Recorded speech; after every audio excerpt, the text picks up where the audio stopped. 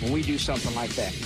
What's up, fight fans? This is the Combat Connection. I'm your host, Brett Cagle, joined as always by Eddie Law. We have a loaded show for you today, and it's UFC 316 Fight Week.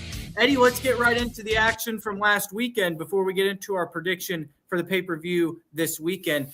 Maycee Barber, unfortunately, Eddie, was not able to make it to the main event on Saturday night versus Erin Blanchfield. It's rumored that she had a seizure. I want to ask you, was she hospitalized after this one? I think that's a really significant thing when we're talking about like how big of a deal this is here. Erin Blanchfield was talking about how she was unprofessional. And even though that Mick Maynard or whoever it was told her that it was a seizure, that, she really wasn't happy that Maycee Barber couldn't make it to the cage. Do you think this is one of those health scares that really prevented Maycee from even making that walk, or do you think this was nerves, kind of like what Blanchfield is hinting at?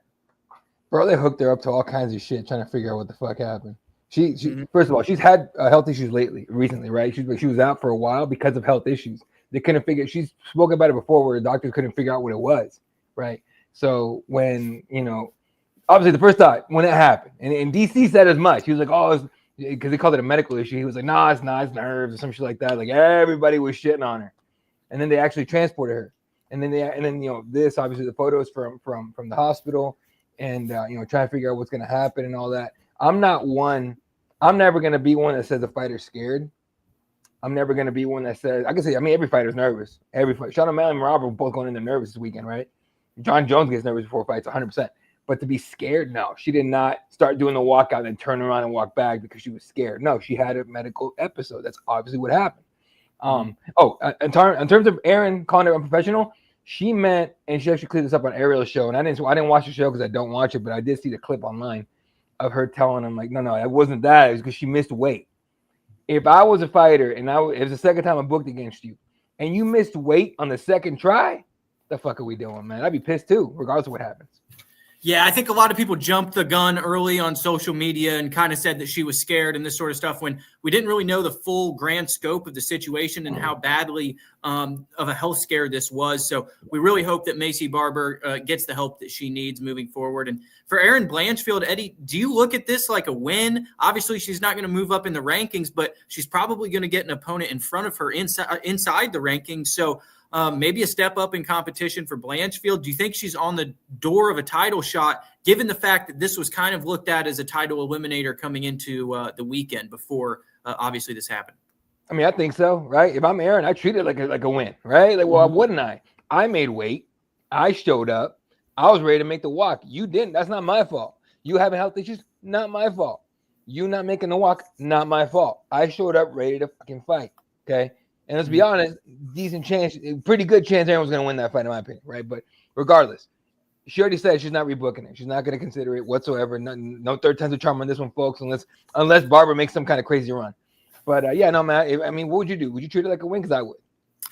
Yeah, and I think the UFC is going to have to, right? Because there's not a lot of girls, I should say, in those rankings that Blanchfield's going to really want to go back and fight that are behind her, right? She's going to want to be pushing towards that title. Given the fact that that division's really fast moving and Shevchenko and people need opponents, it's going to be interesting to see what they do with Erin Blanchfield. I don't necessarily have a name for who I want to see her fight next, but I really hope Maycee Barber gets the help that she needs. And have we gotten an update on Maycee to see exactly what happened? Was it officially ruled a seizure, or do we know yet? Obviously HIPAA, right? They're not going to tell us exactly what it was unless she tells us, right? The UFC's not going to say shit unless she allows it. So 100% not sure. In fact, Erin's saying that she was told by Hunter that it was a seizure. The only reason we know it was a seizure because she was like, seizures, that's serious business. Seizures a scary motherfucker, dude. I've only seen it. I've seen it happen in front of me one time, and I was tripping the fuck out because I was like, I don't know what you do here. But it's a scary thing, man. And again, just like you said, we hope the best for her. We hope she's okay. We hope she figures it out. But until then, if I'm her, I don't fight at all. Let's get to the bottom of it, like you said. Well, Eddie, what ended up being the main event last week was a lightweight contest between Mateusz Gamrot and Ludwig Klein. This one was really all Gamrot from the beginning. He was able to find the takedown. Klein did hit him with a couple good lefts and body kicks in that first round, but Gamrot caught the body kick, took him down with a single leg takedown, and controlled him in that first round. Did the same thing again in round 2 and round 3. How impressed were you with the performance from Gamrot? Obviously, Klein was someone who was on a very good win streak of his own and a respected contender. This was less than 2-1 odds, very close according to odds makers going into the fight. But in actuality, Gamrot, really had his way with this one. 30-27 across all judges' scorecards. How impressed were you with the performance, Eddie? Not at all. Not at all impressed whatsoever. I'm sick of Gamrot. Because what he does is he comes in like, oh, it's going to be a hell of a fight. Yeah, it's going to be a banger. It's going to be awesome. And you bored the fuck out of us for 3 rounds, dog. Like 100%, two to tango, right? But when you heard about this fight, did you give Klein a damn shot in hell? Because I didn't. I knew Gamrot was going to go right to the crotch sniff. It was going to work. Yeah, I think that we talked about it before the fight. Really, the only thing that Gamrot struggles with is length, right? The fight with Hooker, the fight with Jalen Turner. He has the size advantage here over Klein, who is not a big fighter at 155 pounds, man. 5'7". I would recommend that Klein move down in weight. I think that he'd look decent at 145 pounds. The height, look, Gamrot's not a big guy at this weight class. We got Bahamondes at this weight class, like I just mentioned, Turner, Hooker, a lot of guys north of 6 foot. So when Gamrot does have a size advantage or a physical strength advantage, he looks good with the grappling. But, maybe Bahamondes is the guy that we want to see him fight next. I don't necessarily know if Bahamondes has a fight lined up right now, but I want to see Gamrot in there against another lengthy striker. See if he can, pass that test finally and move up the rankings. But he has not had a finish, Eddie, in the UFC in quite a long time. The style is not fan friendly at all. Do you think he even deserves a push from the promotion, or should he be fighting these guys behind him in the rankings due to the inactivity, being shown in these contests? Oh, look, man, the fight wasn't impressive at all, but he won. You gotta give him that. He won the fight like he was supposed to. We all thought. I mean, I think we all thought he was supposed to, right? Because ahead of him right now is who? Dan Hooker. He already fought Dan Hooker, right? Yeah. Dustin Poirier, he ain't gonna get that fight. Max Holloway, Gamrot ain't getting that fight. Justin Gaethje, do I have to repeat myself? Charles Oliveira, booked. Arman Sarukian, not happening. So yeah, he's got to fight behind him. He already called out BSD. Let's get that fight going, right? Because you know what BSD can do that Klein clearly can't? Is wrestle a little bit. He can do that. So that's true. I want to see. Both of those guys have kind of been suspect on the feet, so we'll get to see what they look like. Yeah. Give me, sorry. Give me Gamrot and Benoit Saint-Denis in Paris. That card coming up in September. Make that shit happen. Yeah, that'd be good. Eddie, really, the talking point of this division has been Paddy Pimblett since he's arrived on the scene. Who do you think he fights next out of these guys that are, Gamrot's right around where he needs to be fighting at in these rankings, right? So, I'm very interested to see what they do with Pimblett next. I don't know necessarily if the UFC has a set in stone idea for what they want next. Maybe it's Justin Gaethje, who knows? But would you like to see Gamrot potentially face Paddy Pimblett? That was another name he mentioned on Fight Night as well. Yeah, okay. I mean, fine. You're gonna get a grappling fest, which is great. I enjoy it. The difference being Paddy can actually grapple, and he actually has a good ground game, and he's not a small guy, right? I don't know who's at size advantage in that one, but Paddy's not a small kid, right? No. Yeah. No, I'd rather have Paddy versus Gaethje. Paddy's, in my opinion, Paddy's proven his worth. You give him a shot to get in the top 5, top 3, and basically like a fight into the title shot. So, in my opinion. Yeah, I think so too. The next star of the division. It would be a shame if he had to go and fight somebody behind him in the rankings. But he's too young. He's too young to do that. Yeah, I mean, another standout performance here. Didn't get a bonus for this somehow, but Dustin Jacoby shut Bruno Lopez's lights off on Saturday night. That was an incredible knockout right hand. that stole the show there, slumped Bruno against the cage, and then finished up with ground and pound. I was really impressed with Dustin Jacoby. He gets into these wars, and, we talked about it last week against the upper echelon of the division, the Dominic Reyes and some of the other people that he struggled with. He's had problems with that upper echelon, but these guys who are coming up, in the mid-tier of this division, Dustin Jacoby can really put on a highlight reel, knocks out Vitor Petrino last time out, gets another victory by knockout over Brazilian contender this weekend or last weekend as well. How impressed were you with Dustin Jacoby? And do you think there are some fun fights for him out there that can keep him relevant and in fight fans' minds? Not a lot of fighters where I sit here and I'm just like, when they win, I'm like, fuck yeah, because, I don't like to get emotionally attached, right? Like I always say, once the Diaz brothers are done, I don't have to I'm not a fan of nobody. I'm literally just a spectator and I cover the sport because I hate when those guys lose or when Kane lost. Every time Kane lost, dude, I was depressed for like a whole week. Shit like that, right? But when Dustin Jacoby won, I was like, fuck yeah, dude, because he's one of the few guys where I'm just like, good for him. Let's fucking go, Dustin. Because look what he's done in his career. He is not talked about enough, okay? Knocks out Darren Stewart. And I get it. Darren Stewart's not the most entertaining guy, but he was one of those guys that was just trying to grapple you the whole time. Knocks out Daewoo Young. He had that crazy split decision loss to Khalil Roundtree, which I argue he won. I argue he won that fight too. He made Khalil shoot for takedowns. Yeah, exactly. No one does that. Like he was cracking Khalil plenty, right? Alonzo Menifield.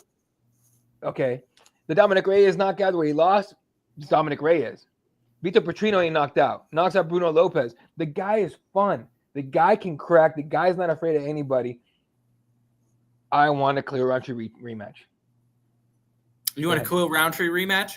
I think that'd be interesting, especially if Roundtree loses to Jamal Hill in that fight, which, I mean, he's favored to lose to Jamal Hill in that contest.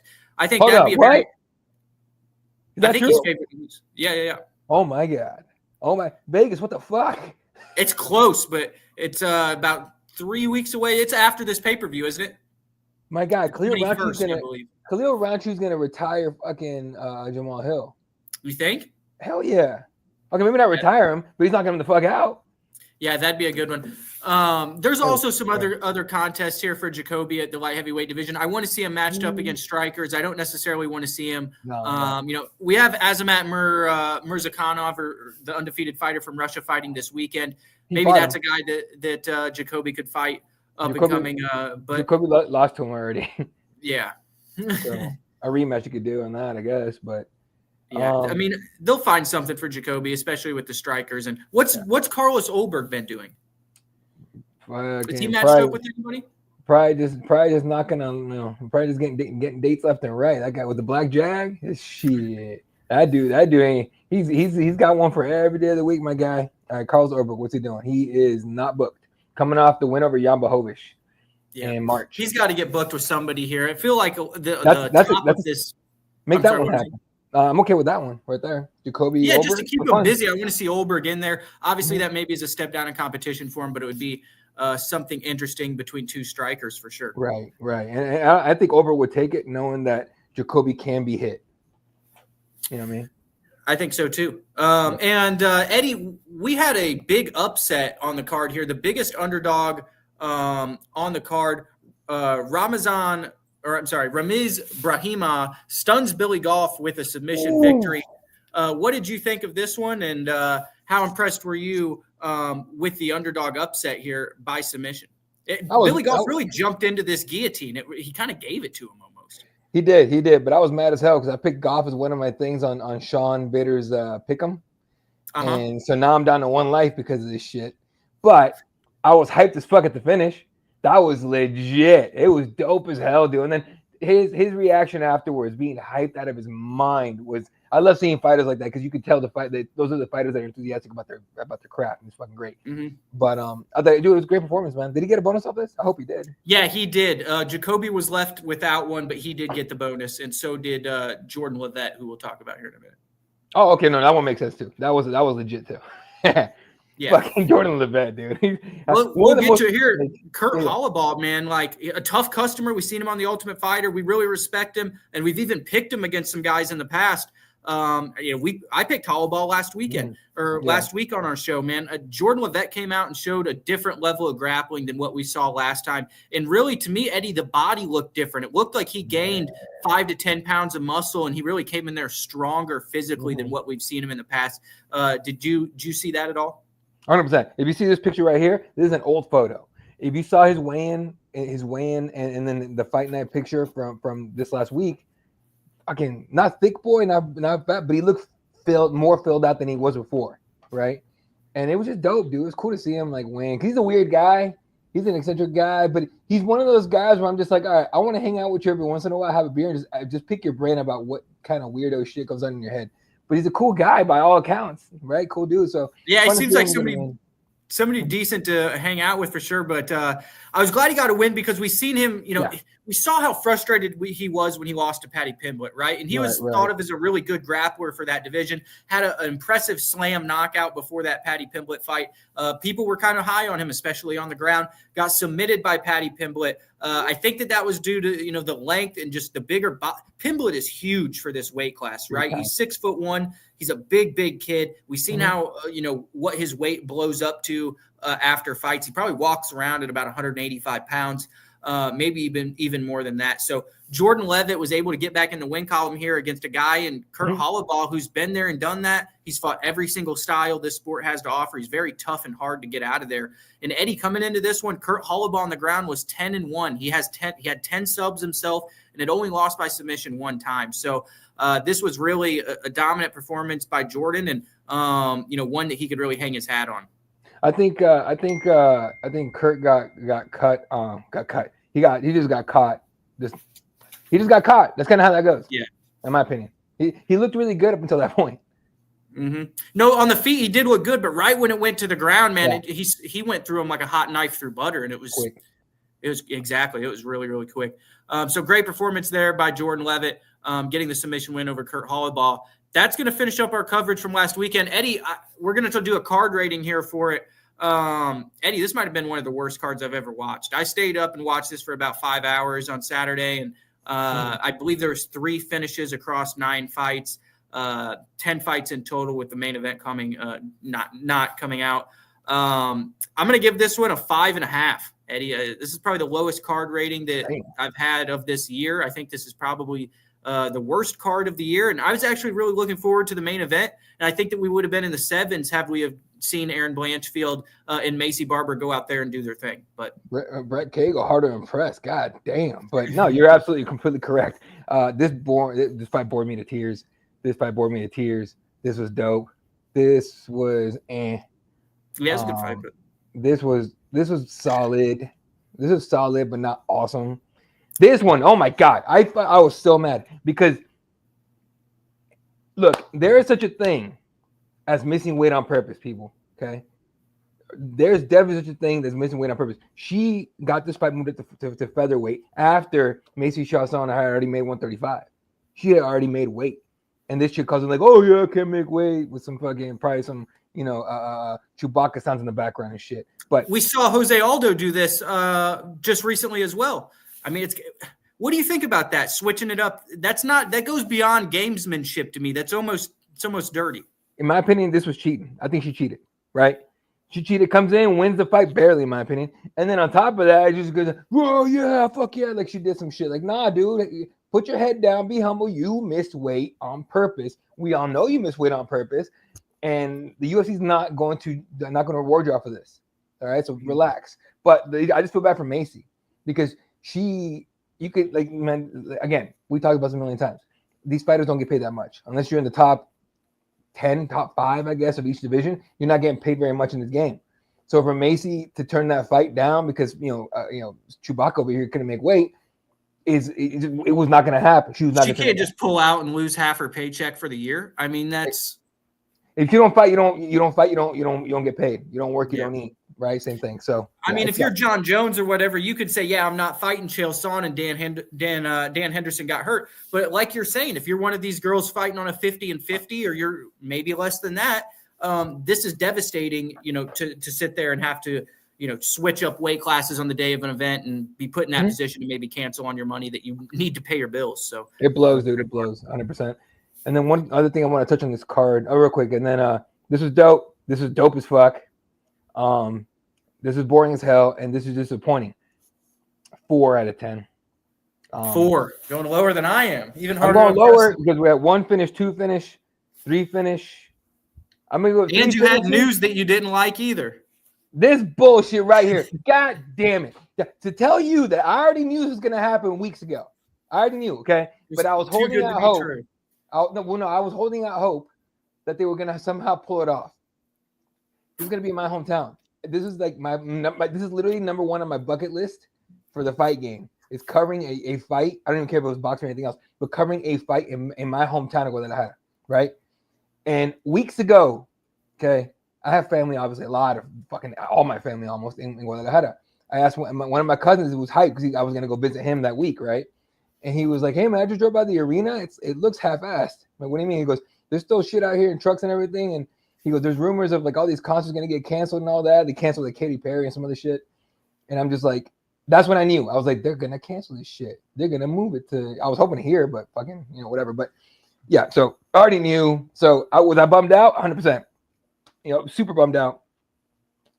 More irritated. They moved to San Antonio. Why San Antonio? What about San Antonio makes you think it's the place to have this card? I go to LA. The only thing I was thinking of is that it was the closest place in Texas to Mexico to where those same fans could maybe reimburse tickets and still make that 2-hour drive, 3-hour drive to San Antonio. What's further south, San Antonio or Dallas? I don't even know. San Antonio by a lot. I looked it up. It's actually 3 hours further south than Dallas. Dallas is in the northeast. Oh, that makes sense then. I get it then. I'm assuming something happened in Mexico City that they could have moved it to there. So, but yeah, that's what I was gonna say. Is there another spot in Mexico like? Shit, Dana likes going to Cabo all the time. You telling me there's not some arena in Cabo or something down there that they could find? So yeah, the whole thing's a mess. So they moved to San Antonio, and I get it now. So your point completely connects the dots for me. So that makes complete sense. And then, but then they demoted it from a pay-per-view to a fight night. So you can't have a fucking pay-per-view in San Antonio. I'm gonna go Charles Barkley on this shit. Hey, I'm gonna go Charles Barkley on this. And Eddie, here's kind of the way I'm thinking. Let me do my Barkley real quick, and then you can do your thing. Okay, I'm Charles Barkley in this end. Fuck the Spurs. Fuck that nasty ass little piece of shit lake they have down there. Okay, all due respect. The only thing I respect about San Antonio is Greg Popovich. That's it. Fuck everything else about that city. You're from San Antonio. Barkley goes off on their women and stuff. Yeah, fuck exactly. Them fat ass, ugly ass women. I'm joking, ladies. I do not talk about women. I do not shit on women. But other than that, I'm just salty, dude. I'm just being salty. I'm being honest. But you mentioned the pay-per-view, right? It gets put from a pay-per-view to a fight night. Eddie, I really think I don't want to sit here and try and take a title shot away from Yair Rodriguez, but it looks to me, though, if it's going from a pay-per-view to a fight night, he's gone. And they're not going to have him fight Volk. Is that kind of the way you see it too? Hey, Yair. Hey, what's up, bro? No title shot. What the fuck? Diego or shut the hell up? Fuck. All right, Diego. Yair, Diego, headliner. UFC, Noche UFC San Antonio, make it happen. That's the only option. That's the one. That's what it's got to be. And we already heard them. They set the table for it themselves at that presser at the last pay-per-view. So, and then Evloev, is Evloev booked? Evloev's booked. Aaron Pico. Okay, winner, Alex. Winner gets Alex. One of you fuckers better win. Yeah, most impressive. Have a little 4-way tournament, basically. Just do that. That's the way to go. Winner of this, winner of that. Fight each other. Alex has plenty of time to fucking hunt kangaroos, whatever he does back at home, and then fucking boom, fight and make it in Australia. Let that man fight in Australia. He's a champion. He deserves it. I feel like they used to do that on pay-per-views all the time. They would have guys from the same division, like maybe 4 guys in the top 10 fight, and they'd be like, all right, whoever's most impressive tonight, you're going to be fighting next for the belt. So I think that'd be kind of a refreshing way to finish or to get things aligned there. Yeah, but your title shot, hell no. First of all, I didn't like it before, okay? You're gonna shove him in there just for a title, just because he's Mexican? Like, nah, dude. Like, make some other fight. Give Brandon Moreno Pantoja. Just tell Kai, hey, Kai, we'll give you a bag. I promise you're next. But we need a headliner, bro, or something, right? But you can't force Yair for a title shot. Like, just because you fucked up last year or the year before, having 3 Mexican champions, and you don't go to Mexico. That dumbass shit that they pulled. And then the Sphere has no the first UFC. Come on, dog. What are we doing? It's a whole mess. But you know how crazy it is, Eddie? If they would have done it last year in Mexico, the stadium would have been done, and then this year you could have put it in the Sphere. Easily. So, here's what it is, man. So now they're gonna go next year. Y'all better fucking do it because I'm gonna try to go to that one. All right. So now I'm hyped as shit for UFC 319 in Chicago. Yeah, I'm gonna come see my boy. I'm gonna come see my boy. Yeah, I'm gonna get tickets to it. I think it's gonna be the best pay-per-view here, maybe that Chicago's ever seen, and I think it's the best one here in the second half. Very quickly, the more I think about it, the more I'm hyped about Hamza DDP because DDP goes full R-word and Hamza is a psychopath. So something's got to give. Something has to fucking give in that main event, and I can't wait to see it. First 5 rounds for Hamzat as well. Yeah, and is he going to stay healthy? Will he make weight? There's so many questions. I can't fucking wait to cover it. It's going to be awesome. It's going to be great. It's going to be great. And on top of that, we got the Chicago Commission you got to worry about, who doesn't even bring ambulances to the stadium half the time. But that's still funny. Like, UFC will make it happen. I don't know. Or they won't. I don't know what the fuck to do. Shit. But we do have some exciting fight announcements as always. They seem to come out with these announcements right after our show gets done on about Thursday or Friday. But we've got Marcus McGee taking on Peter Yan. Eddie, this one kind of was out of left field. Didn't expect it. Peter Yan is on the door of a title shot. I believe he's ranked second in the division right now. Going to be taking on the 12th ranked Marcus McGee. Now Marcus is very impressive and on a very good win streak of his own. Has looked good. I respect him. I think he's a very tough competitor. He's got power in his hands, also a good wrestler, hard to submit and take down himself. What do you think of this matchup? And are you surprised that Peter Yan, chose to fight somebody so far back in the rankings? First of all, we broke this fight. Somebody got mad about it and said it wasn't signed. And so I have to clear this up because I take the game of journalism. It's not a game, but I take the profession very seriously. Okay, What you do in these type of, as we all know, McGee's manager came out and said, "Oh, it's not signed. I don't know about their side, but it's not signed on our side." The thing is, our sources are very, very solid. I'm not going to give you or anybody the sources, right, at all, but they're very, very in the know. Like you can't get more in the know than this. Okay, so a lot of people, So what I did. Me personally, because I broke the news, was okay. Put a retraction, right? So and so says it's not fully official. Okay, I put that out there immediately because that's how the game goes. You put that out there because you need to go. I had to. Basically, my job was to go back and recheck my sources. They all very said it with their fucking chest. Okay, so I don't. So that's why I put the second update out. I redacted the redaction, saying no, it's happening. So I stand by that. We stand by that, and it is what it is. But outside of that, massive fight for Marcus McGee. And Peter Yan, I think he just wants to fight because he has experience being, long layoffs and stuff like that. It never works out for him. And when he comes back, he never looks good. Right. Yeah. So, and he's fought everybody in the top of that weight. We're talking about Sandhagen and all these guys. He's already fought Sandhagen. He's already fought all these guys. It's really hard for Peter, I'm sure, to get motivated to come in here and, if you look at it, Cejudo, all these guys, it's just rematch. So, for Peter Yan, I think this is going to be an interesting matchup. And for Marcus McGee, like you said, this is the biggest fight of his career. And if he gets a win here, he probably puts himself in the top 5. I think so too. And again, Marcus is way more talented than people give him credit for. Like he's 13 ranked, something like that. But like he's way better than 13 ranked, dude. He's so I think he's going to be physically stronger than Yan, and I think he might be able to get him to the ground at times.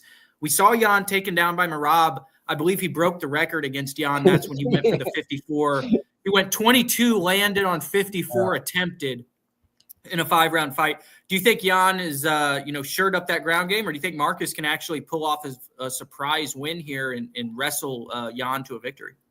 I don't know, dude. That's a good question. I think Yan better have trained the ground game a lot, right? He's a great striker. Yan's probably one of the most fun strikers in 135, right?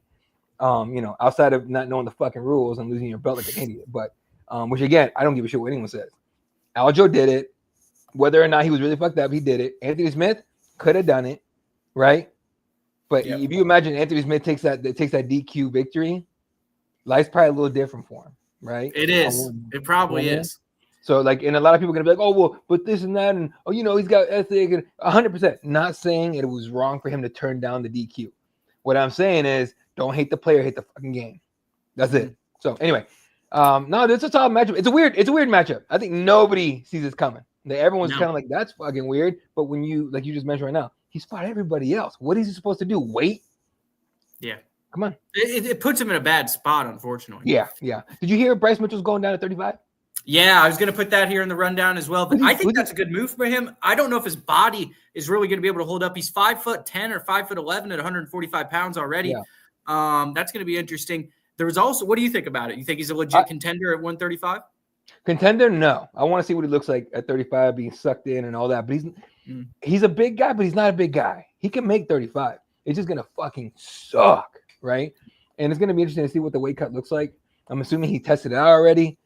He's already a super skinny guy, but it'll be interesting to see how big he is really at 35 and what he can do with that. The thing is, you can only make that cut so many times before it starts hurting you physically, mentally, and every other way, and fucked up your health. So how many times can he do it? And can he make every single one count and get up to a title shot maybe and make a run of some sort? He's going at 35. He's going to be on borrowed time. We have to wait and see what he looks like. But hey man, you got to try it. Yeah, I'm not mad at that. Not mad at that at all. Yeah, because I don't know who to match Figueiredo up after that loss. He's going to have to take some time off after, getting his knee popped there by Sandhagen. But when he comes back, if he still wants to come back, I think Bryce Mitchell would be a good matchup for him.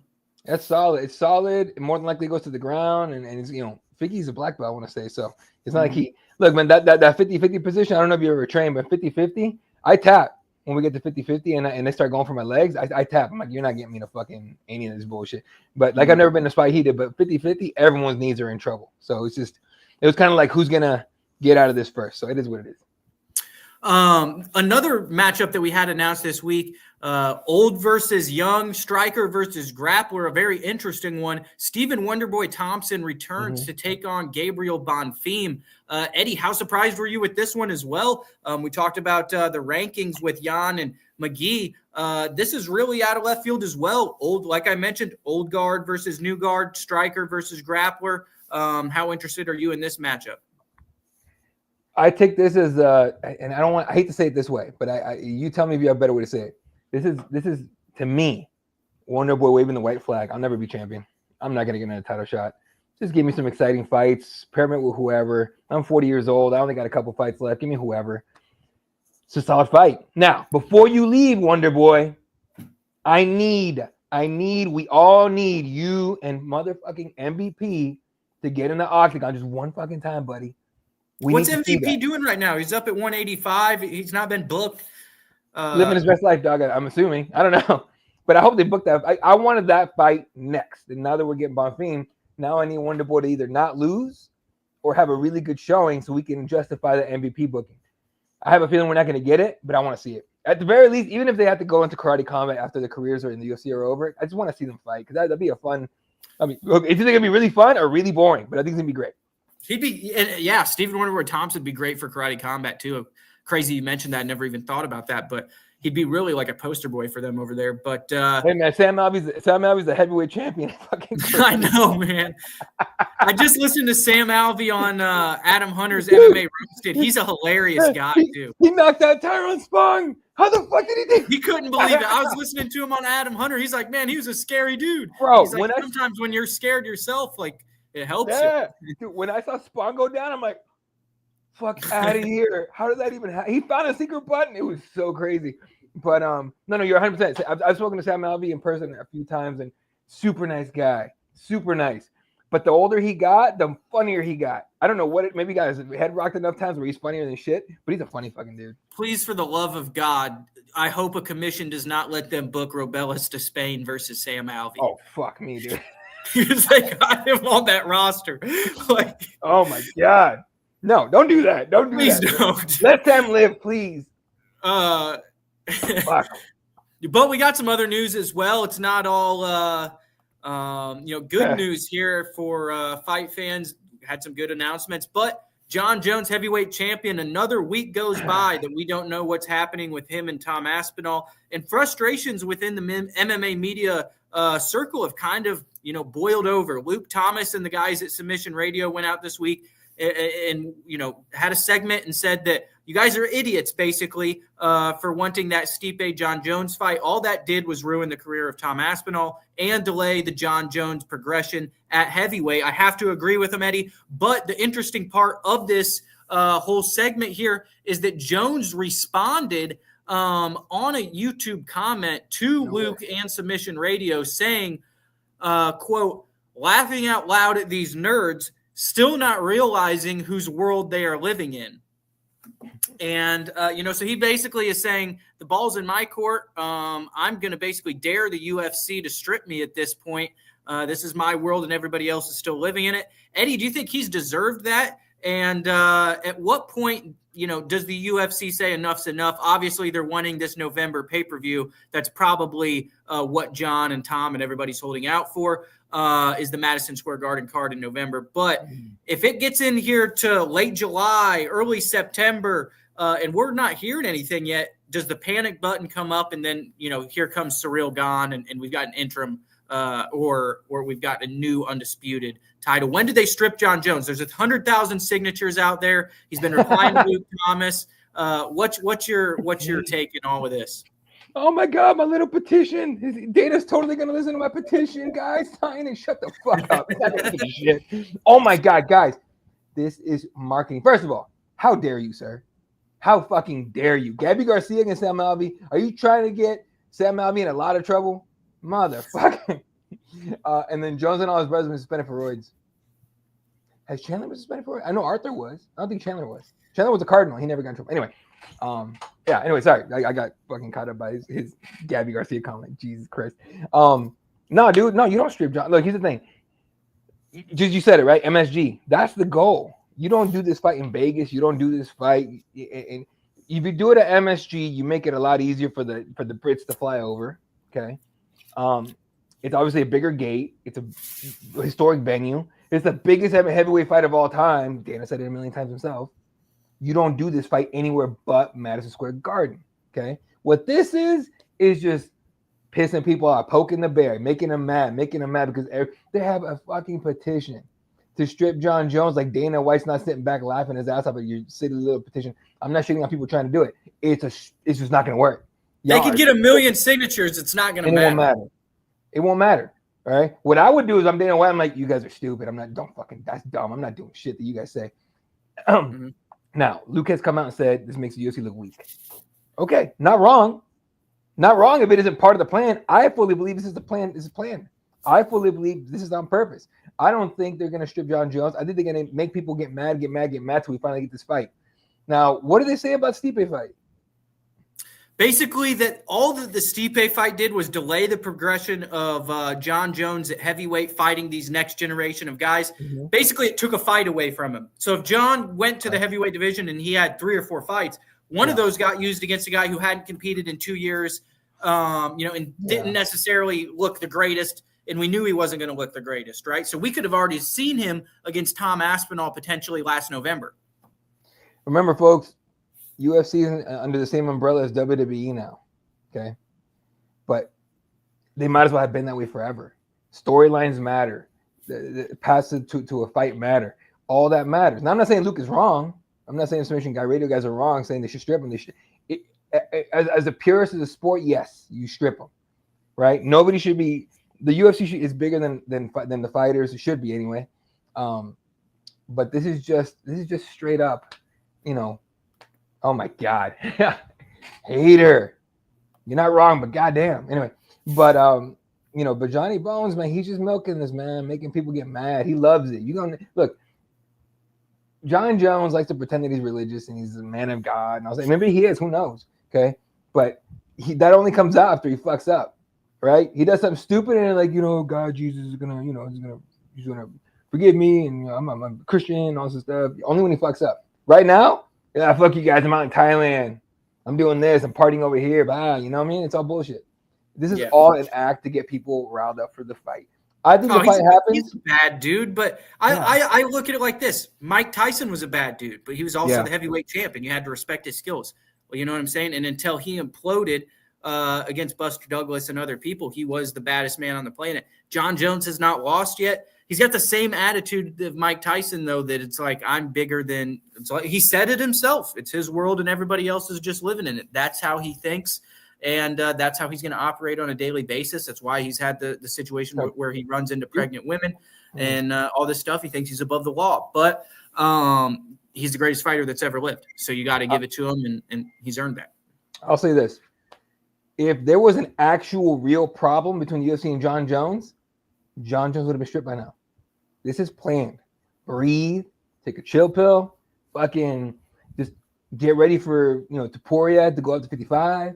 Get ready for, whoever Volkanovski ends up fighting. Focus on something else, people. All right, let Johnny Jones do his thing. I get it. The Brits, y'all are mad as fuck that your guy hasn't fought and become the actual champion. Your guy might as well be the actual champion now. Eddie, they got him going on Piers Morgan talking and all this. Like, they got him on CBS News and Piers Morgan. All these people calling John Jones out. The only proof I need that Tom Aspinall's in on it, which he is all the silly, like, I have an announcement. Those fucking videos he's been posting up.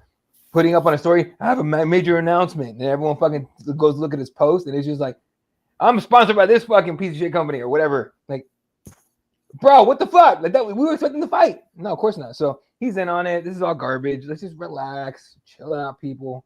It's gonna be fine. Now, let's play devil's advocate. Okay. Let's say it's John Jones. Let's say there's an actual problem to you seeing John Jones, right? How excited are you for Tom Aspinall and Ciryl Gane?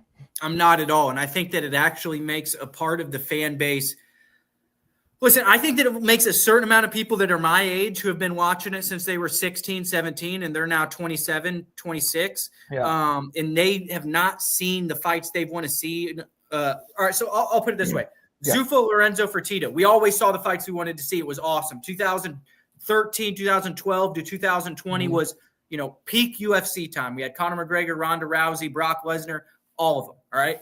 Now we have no stars because the UFC doesn't keep them around. They want the brand to matter more than the stars themselves, which is why they let Francis and these guys go. We're not getting the fights we wanted to see. The first one was John Jones, Francis Ngannou. The second one here is Aspinall and John Jones again. And then the third one was just Topuria and Islam Makhachev. We're not seeing any of the fights that the fight fans want to see when Dana White was the guy who would go on these shows on ESPN and people and say, we're better than boxing because we make the fights that people want to see. Well, now boxing is making the fights, and it seems like UFC is struggling to get guys put together, and we're actually having our top stars leave to go to other promotions because they can, get paid more than what we're paying them here. It's very frustrating, I think, and as a UFC fan, I think a lot of the casual fan base is going to be turned off and maybe even stop watching the sport if John Jones doesn't return to fight Tom Aspinall.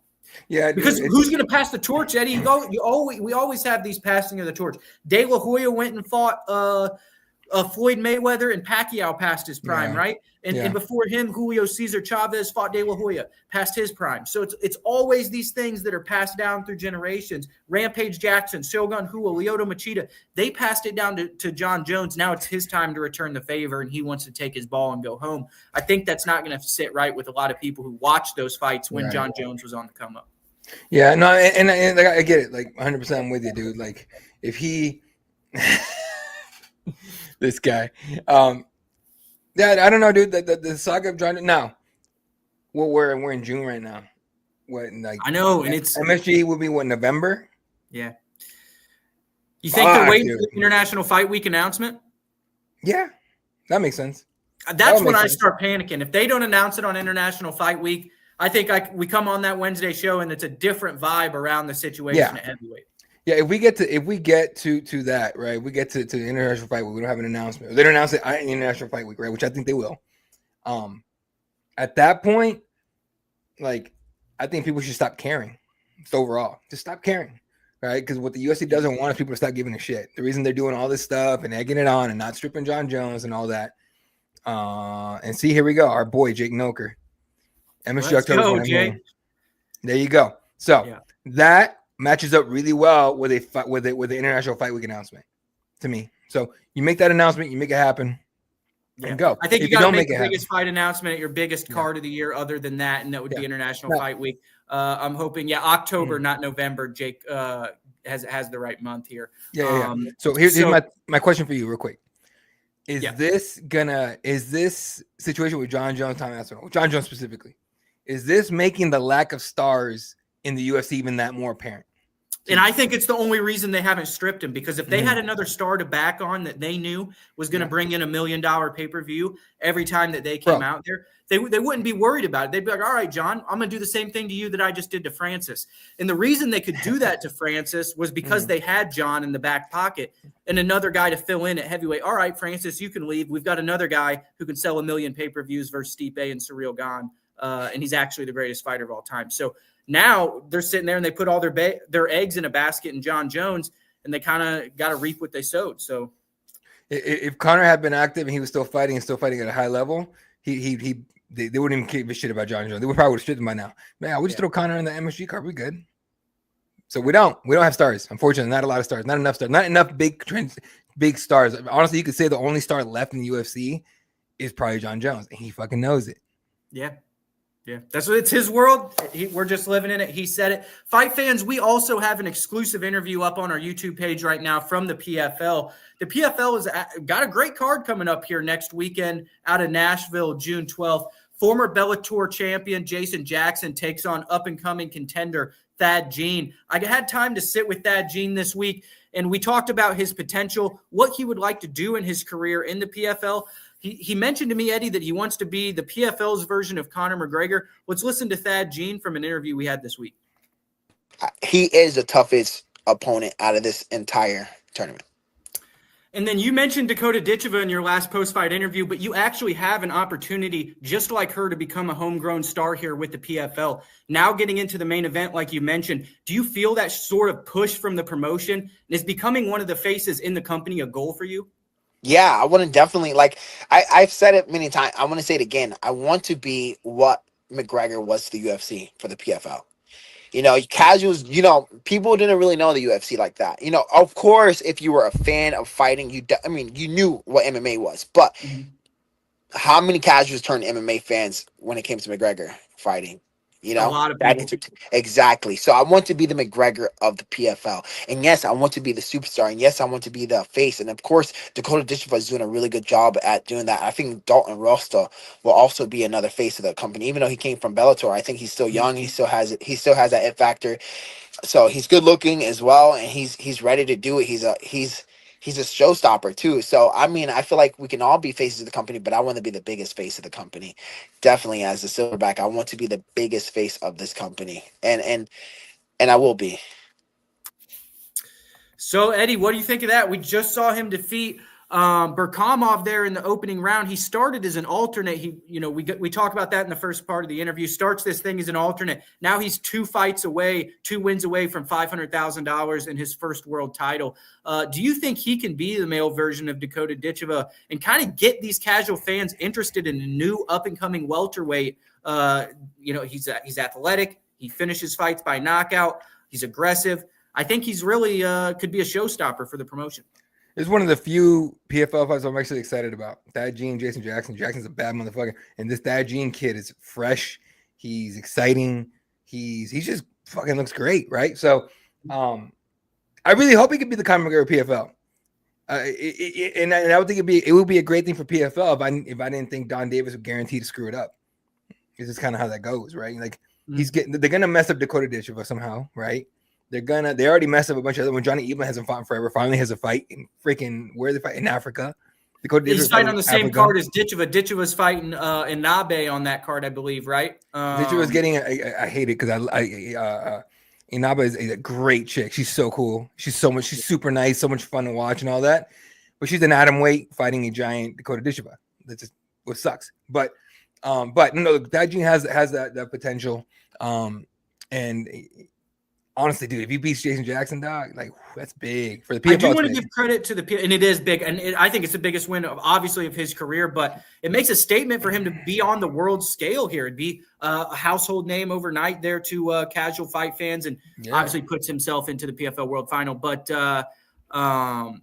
Eddie, what was I going to say here with Thad Jean and Jason Jackson? We want to see him in the UFC. Yeah, so the UFC is going to Nashville a month later, right? And the main event for that card is going to be Taliesin Teixeira versus Derek Lewis. I got to give credit to the PFL. They're coming to Nashville with, in my opinion, a better card than what the UFC has on paper going into Nashville. And if you look at the ticket prices there, UFC Nashville is going to be through the roof compared to what you can get in those PFL for those tickets there. You can actually sit cage side for the PFL in what you would be in the nosebleeds at the UFC. And I think that the fight is better in the PFL. How do you think those two cards stack up? And do you think that Don and company actually did a good job booking these Midwest events? The Nashville one's all right, but the main event's really the only fight to watch. Did you hear Shabili? How do you say his name? Shabli? Yeah, Shabli. Shabli tested positive? Yeah, I did see that. That's crazy. Anyway, sorry. But Pinedo and Braga 3 will be decent. Pinedo Braga 3 will be good. I think Braga looked better last fight, man. Not great, but better. Obviously, after losing his father and everything, life's kind of fucking crazy, especially the way he lost his dad. Rest in peace. But Pinedo's a bad dude, man. He's one of the baddest dudes coming out of Peru. That's a fun guy to watch. Overall, I mean, PFL is a decent lineup coming up, right? And I'm glad they got rid of the season. That was stupid. Completely dumb, the season thing.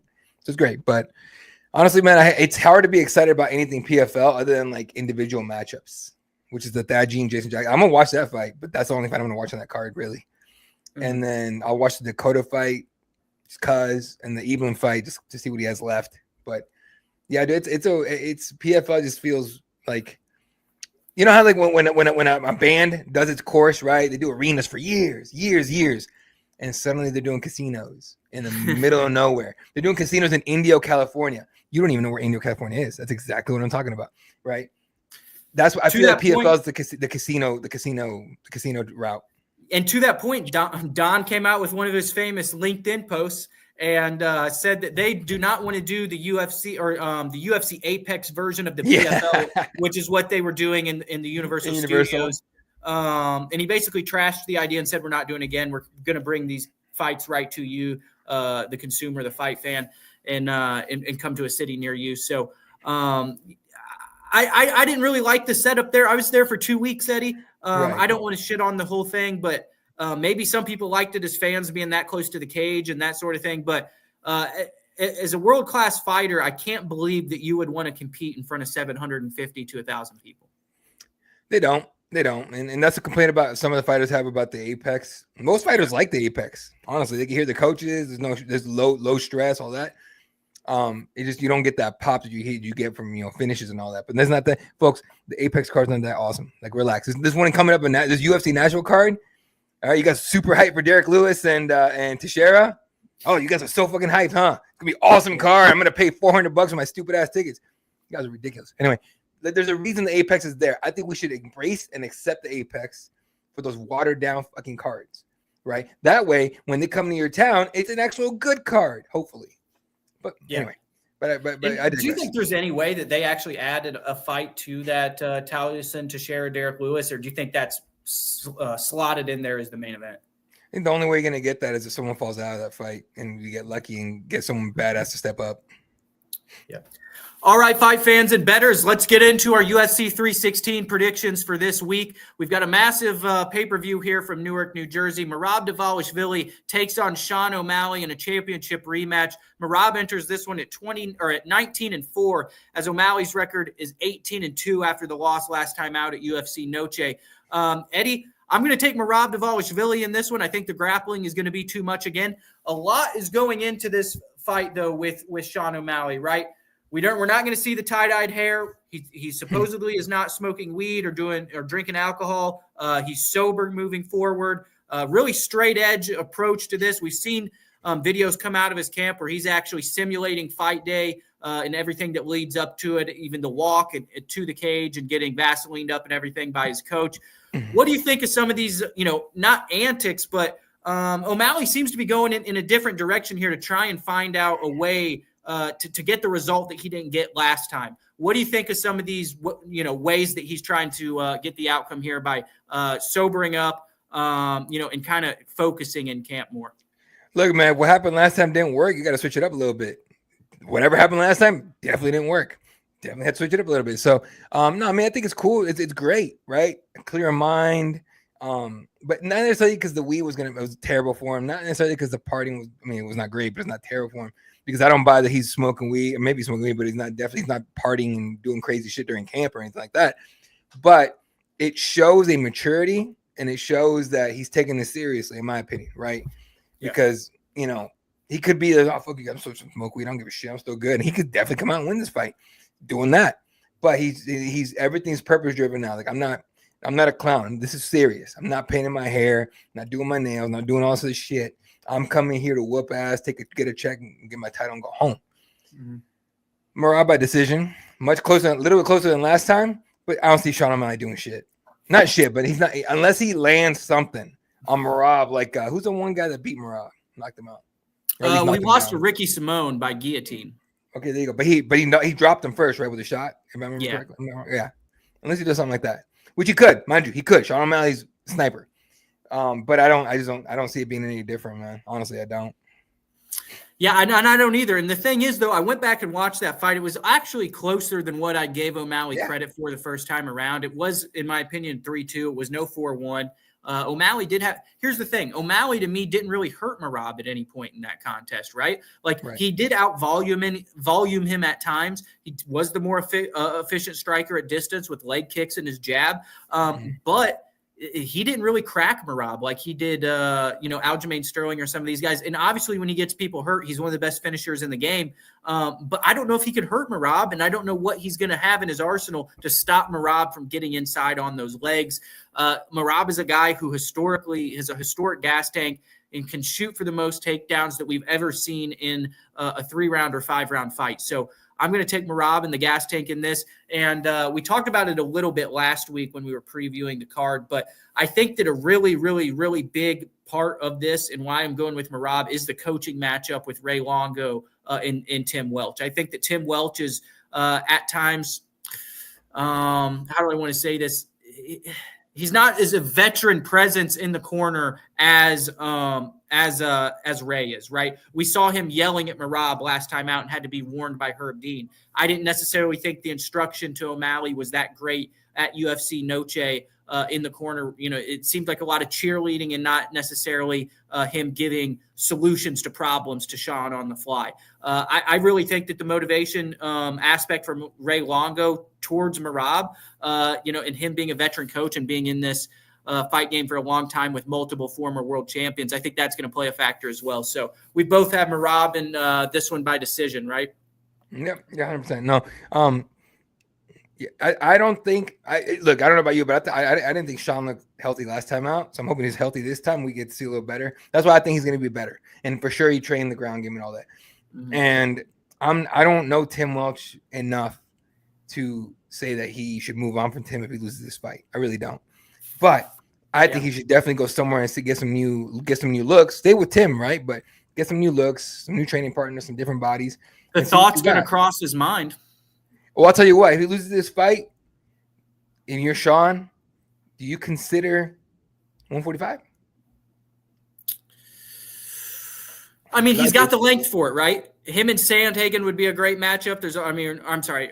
Him and some other guys up there would be a great matchup. But I like him at bantamweight. I don't think it's necessarily the worst cut in the world for him either. Yeah, I mean, he doesn't seem like a guy who's really deflating his body. But but I mean, losing twice to Merab in title fights. If he loses to Merab right here, there's no reason for a third one. No. You know what I'm saying? Yeah, I mean, he's kind of in the same spot Israel Adesanya is at middleweight, if he loses this one. Kind of makes sense with Israel being a little older, obviously. But and obviously a couple more losses down the line as well. But he's basically in that point where you were the former champion. You don't necessarily have the motivation to get back to the belt because you lost to that guy kind of definitively. Yeah.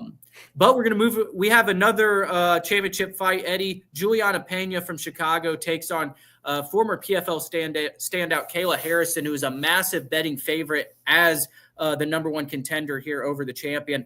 Eddie, were you surprised when you saw the odds on this one? I believe that Harrison is near 7-1 when we look at the official odds. Yes, 7.5 to 1. Oh, wow.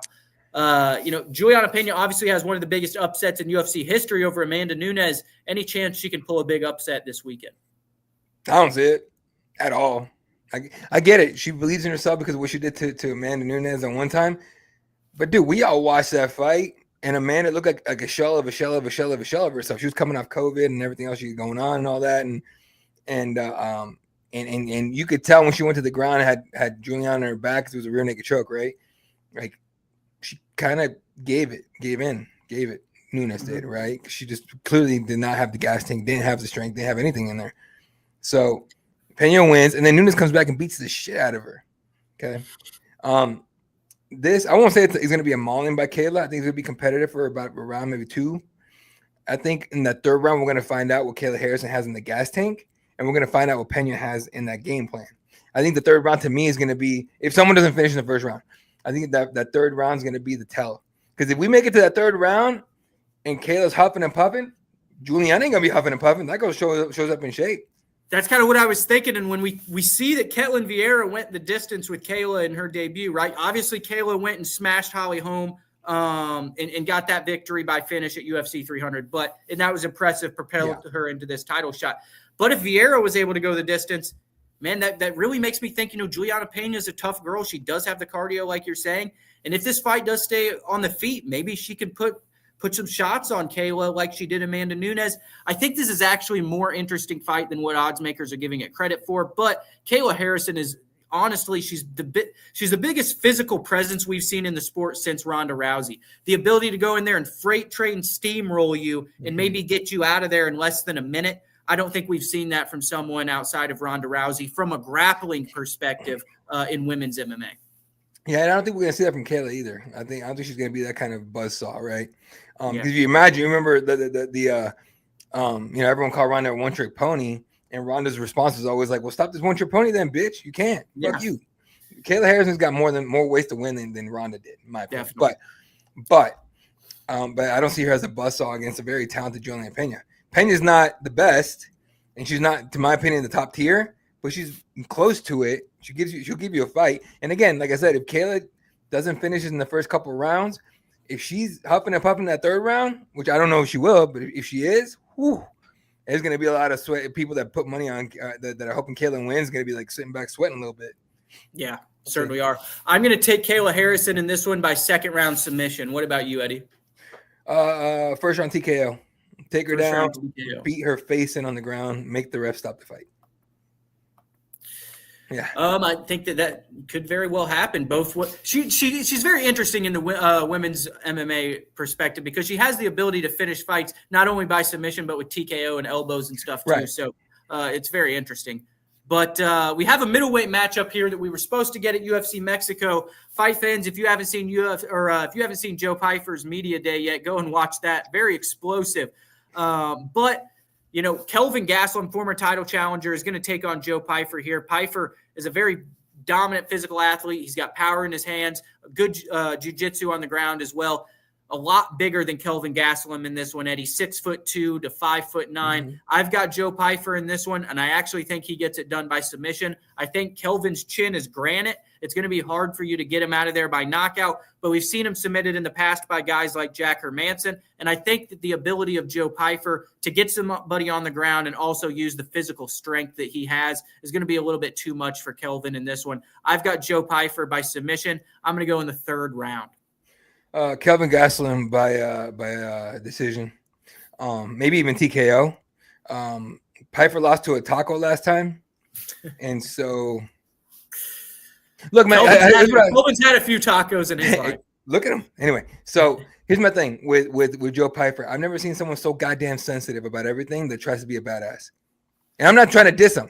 What I'm saying is this: all this stuff where he's coming out like, "Oh, fuck him." Well, you guys are saying I made it about race. First of all, I don't think he was. I think Joe Pyfer doesn't know how to speak very well, and he doesn't know how to put his thoughts together. But that's why he's a fighter. He's not a fucking scholar. Okay, so I don't think it was a race thing, right? I do think he was blaming everybody but the person that needed to be blamed, which is himself, for what happened. Like, everybody knows, you go to another country, you do not eat the local food. Yeah. Right. You do not do that until after the fight. That's kind of my point, or my problem with it is, I'm not mad if you don't like a location. There's people who go on vacation and don't like locations, right? Yeah. You have the ability to do that, but don't put the blame on that spot for why you got sick. You are the sole responsibility for what goes in your mouth and what you digest, right? So I think that putting that on, Mexico was kind of bad. But if you don't like Mexico, if you don't like being there, you don't like the elevation, just say that. Just say I don't really necessarily enjoy going to that country. Yeah, and then maybe people won't be as mad. But just turn on the fight, dog. It's okay. It's not gonna hurt you, but to come out and blame everybody but like I said, everybody but the person that you should be blaming, which is yourself, for what happened last time is fucking ridiculous, right? Ronnie the limo driver, but like I said, dude, it's irritating to see a grown man that has done so much in such a short time act like a child about everything, right? Like he looked like he was kind of fucking crying at media day. It's all fucking care. If him and Bo Nickel fought, it'd be like a hissy fit contest. Oh my god, it'd be so fucking irritating. They might as well book that fight too. Shit, but again, this is not to shit on Piper. It's not to even call him a racist. I don't think he's a racist. I just think he's not a bright guy. That's just what I think it is, and I think he just couldn't put his words together. Otherwise, I don't think any of us would be talking about the Mexico talking point. I think if he said, "Look, man, I don't want to fight in Mexico anymore because clearly I fucked up and did some dumbass shit like either drink the water or eat the food that I should have eaten," which, by the way, no fighter that goes to another country again changes anything up they've been doing all camp, because a change like that could fuck you up. Any veteran fighter will tell you that. But all that being said, I hope he fights well. I hope he does well. I think Gaston fucks him up, but I hope he does well. I really do.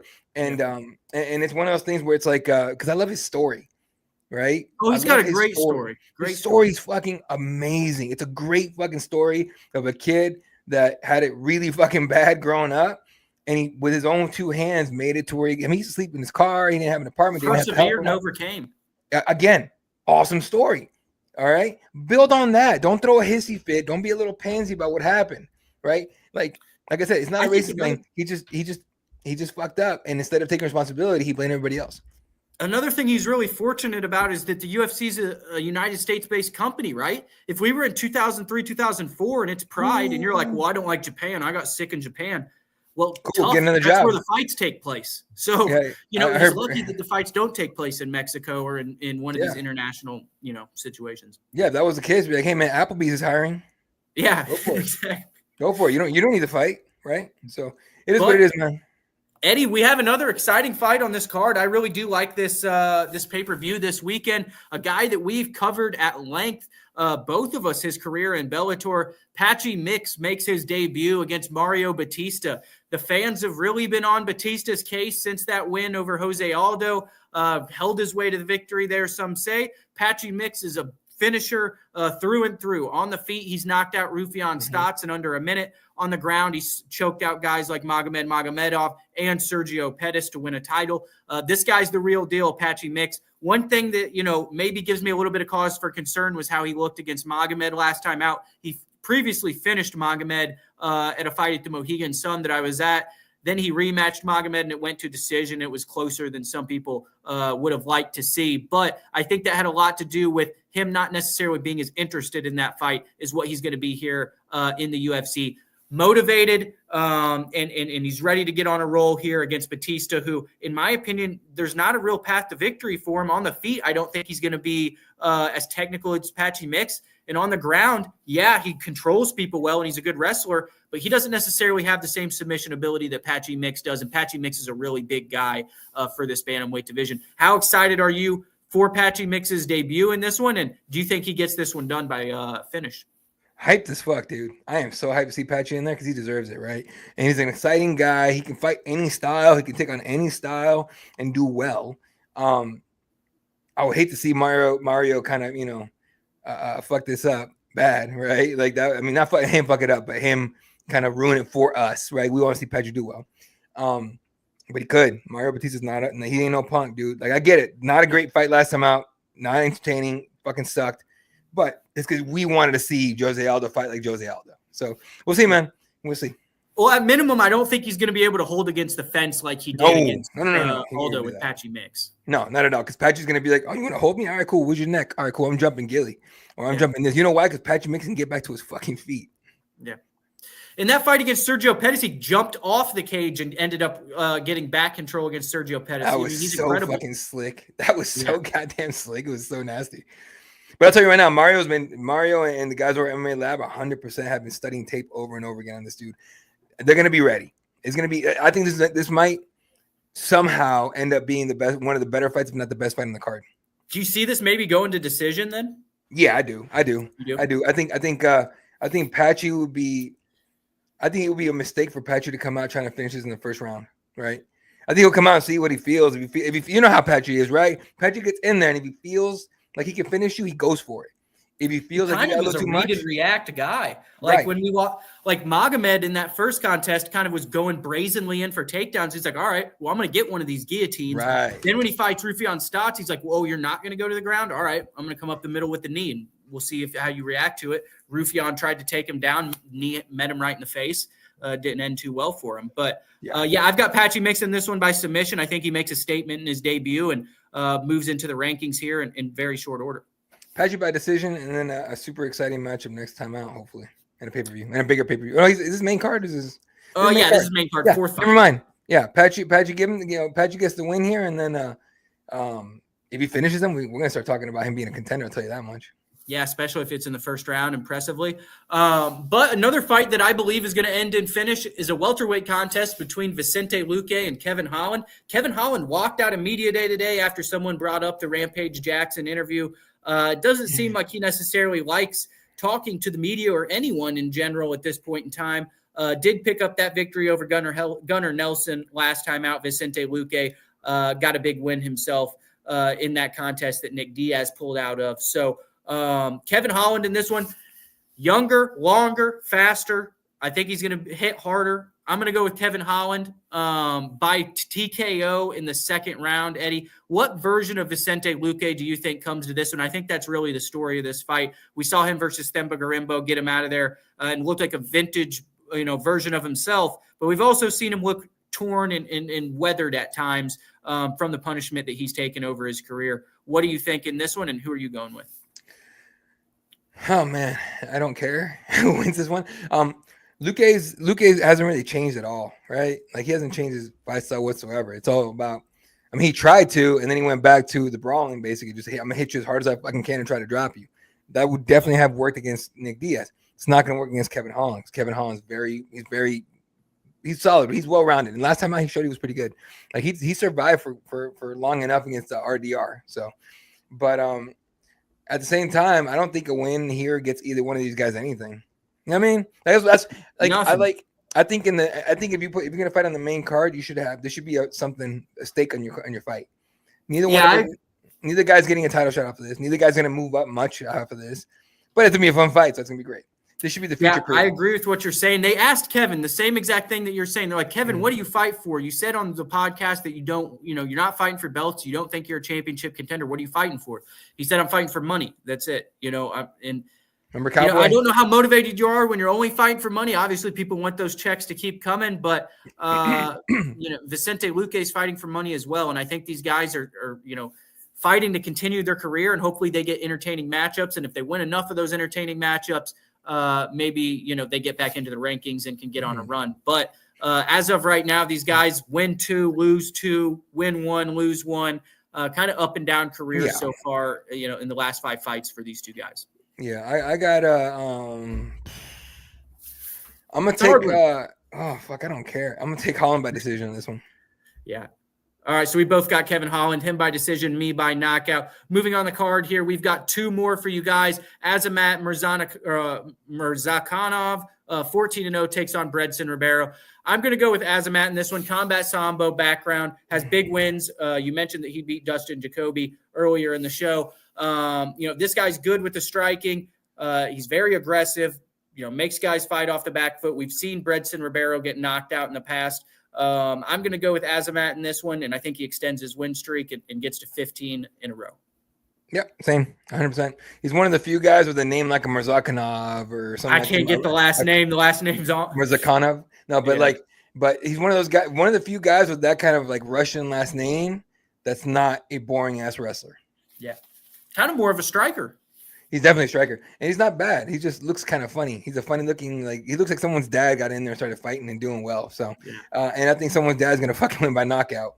over Brenson Rivera because Brenson always lets me fucking down, dude. I hate it. I really do. I hate that he fucking lets me down every time. I mean, he looks like $1,000,000. He's a great athlete, but then he goes in there and he loses to guys when you pick. He's had a very frustrating UFC run. Yeah, he does. He has, and I'm ready for him to go. Yeah. PFL it, bro. So then we go down the card, and Eddie, I'm actually really interested in this heavyweight fight. We've got Sergey Spivak, the polar bear, taking on Waldo Cortes-Acosta. To me, this is the fight that determines whether Waldo Cortes-Acosta is for real or not. We've all talked about the big right hand. He's the former baseball player who played for the Cincinnati Reds, got into a fight and got kicked out of minor league baseball, ended up over here in the UFC, has not lost since coming to the UFC, beat Robelis to Spain, beat a couple of these guys. And what really has impressed me the most with Cortes-Acosta is his mind. He goes in there against Robelis to Spain, and he doesn't say, I'm going to slug it out with this guy. I can throw right hands at him, takes him down, and really exposed Despain to the rest of the division and the blueprint for how to beat him. I think this guy is very smart. I just don't know if there's a path to victory for him against Spivak, who is a very physically imposing grappler. If he gets this fight to the ground, I don't see how Cortes-Acosta is going to get back up. Can he land some wild baseball right hand on him and knock him out?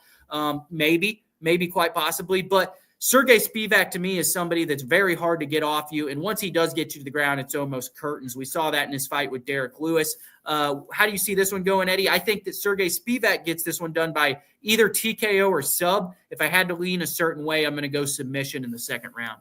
I'm going to go Sergey by decision. But if you're Waldo, you cannot let Sergey get on top of you. I get it. Waldo's going to be 20 to 30 pounds heavier than him, 100%. Right, but Sergey knows how to get that top position fucking rickety tick quick, right? So what you can't do is let Sergey get on top. You got to get on top of him, lay all extra 30 pounds on him as hard as you can, and just smash his face. But if he ends up on under Spivak, yeah, head and arm choke, arm bar, whatever, submission. Yeah, I think it's going to be like you're saying, arm triangle, arm bar, something like that. Spivak is he actually has a good amount of submissions to his game. And pulled off some pretty good ones. But yeah, also got mad at me for misspelling his name twice. Did you? He DM'd the last name or the first name? The first name. Dude, there's so many different ways that they spell Sergey in Russia. Stupid ass H. The UFC didn't even get it right. So I don't know why you mad at me, Sergey. They fucked your name up, not me. Hey, but Eddie, we finally get a heavyweight fight, though. This division's been locked up for a while. I know these guys aren't in the top 10, but we do get a heavyweight fight. Are you happy to see the big boys back in there? Give the winner the Tom Aspinall today. Honestly, I could give a shit about the heavyweight division, and it's not the UFC's fault. They just who is there? Who is there a heavyweight to fight? I mean, Francis fucking left. I know. If they had Francis back, we'd be. If Francis was here, dude, we'd be like, John, who? Strip, right now, strip. You know why? Francis already. Tom and Francis are enough to sell out fucking Madison Square Garden. Let's fucking go. Yeah. So fight fans, that's what we've got for you this week. UFC 316 is going to be great from Newark, New Jersey. Make sure you guys tune in on ESPN and ESPN Plus to buy that pay-per-view. We will bring you the recap next Wednesday and also any breaking news that comes our way over the weekend and into next week. Thanks for joining us, and we'll see you guys next time.